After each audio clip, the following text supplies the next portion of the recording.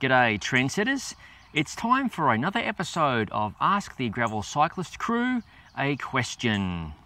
This question comes to us from Corey of Brooklyn, New York, and Corey is quite well known in the world of courier riding, and he's also very adept at fixed gear riding. In fact, Corey started the 2017 Dirty Kansas on a fixed gear, and he did finish the 2017 Gravel Worlds on the fixed gear. That's quite insane, really.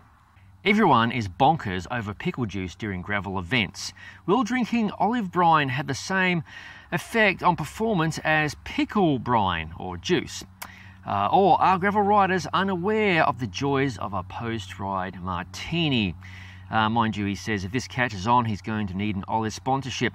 You know, Corey, I don't actually imbibe in olive juice or pickle juice. No, I do love black olives on a pizza.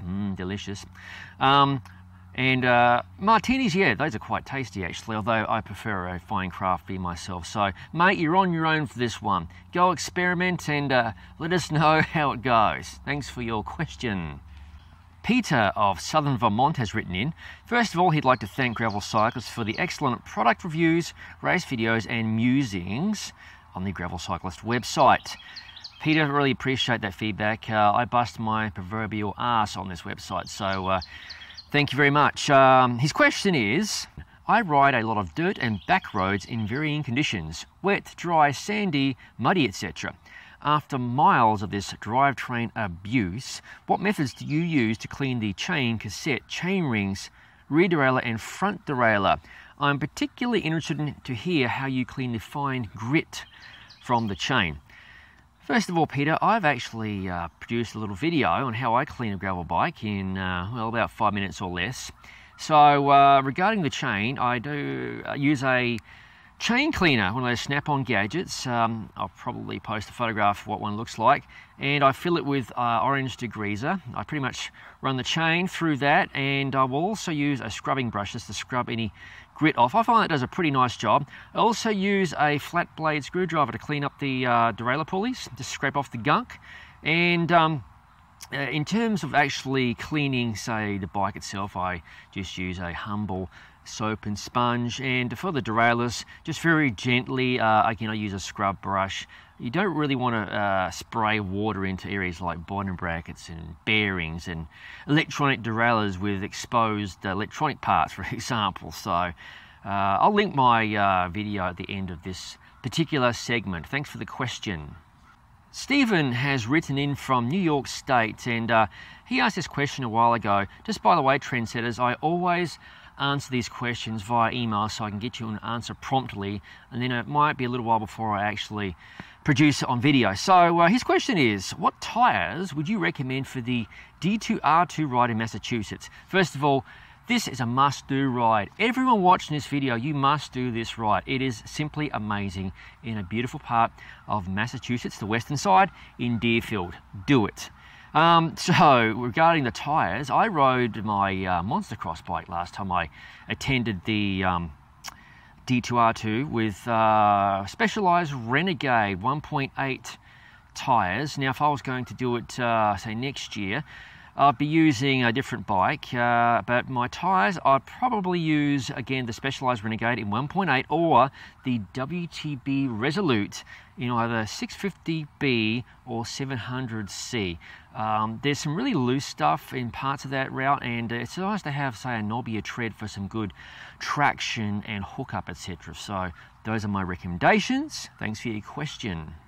Trevor of Calgary, Alberta, Canada has written in, and his question is a recommended tyre pressure question. He's using the Schwalbe Furious Fred in, it's a 29er by 2-inch tyre across, and the lowest listed pressure on these tyres is about 32 psi, but for comfort he's been running them as low as 23 psi. Considering these well below recommended pressures work so well, why are the lowest factory recommended pressures so high? I don't suppose there is a rule of thumb for how low you can go other than experimenting until they feel mushy or burp. So Trevor, in my opinion, I believe a lot of manufacturers play it safe. They really don't want people rolling tyres off rims, so they rather list a higher say, air pressure and, you know, avoid the potential of, say, a lawsuit, litigation, those sorts of things. It's kind of crazy sometimes. Anyway, so, you know, if I was you, just keep doing what you're doing. You know, you've got the tyre pressure worked out, there's no burping, there's no rolling of the tyre, so just always start higher like you've done and just work your way down until you find what works well for you. Thanks for your question. This question comes to us from a bloke who claims to be from the land down under. Apparently he has had his eye on a particularly accomplished, intelligent, friendly and yes, attractive gravel cyclist type of the opposite sex. Can you give me a few pointers on how to approach this person? I see you surrounded by attractive men and women at gravel races, and I'm sure you have an excellent pointer for me. Well, mate, listen, this is not the dating advice line. This is the Gravel Cyclist Ask a Question hotline. So, mate, honestly, I'm not going to provide dating advice at this time, other than be confident. That's all I'm going to tell you, okay? Thanks for your question and good luck. This question comes to us from some dude who goes by the name of Pud.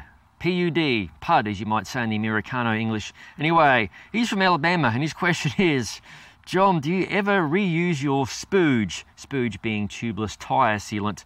If not, where do you deposit your spooge?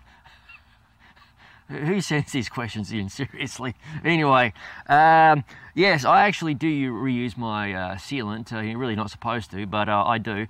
So whenever I, say, remove a tyre, say for example from this wheel set sitting beside me, I'll crack it open and I will use a syringe to pull out the sealant and ideally reuse most of it, because you can reuse a lot of it.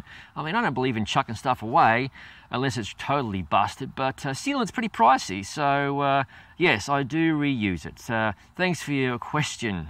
John of Northern California has written into us. His question is, how does rider weight, riding style, type of terrain all factor into what tyre pressure to run?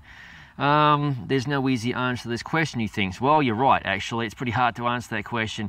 I mean, body weight's one of the big things, because, you know, you're going to compress the tyre. Say if you're running a tyre at 20 psi, me, I'm about 155, 160 pounds. Say if you're 180, you're going to squish that tyre a bit more. So that factors into it. There's also, you need to find the fine line between balance of like comfort. You want enough pressure to have some comfort, some resilience against the bumps, but also enough pressure so you don't bottom out the rim. So this is basically a time where you experiment. You look at the recommended tyre pressure on the sidewall. I always start off with that, and just drop it down until you can find, you know, a comfortable kind of level for yourself. So sometimes you might have to go below the recommended tyre pressure per the manufacturer. So that's something you have to do of your own accord. They often, you know, don't look too well upon that, but just take it easy, have fun, and above all, be safe when you're monkeying around with tyres. Thanks for the question.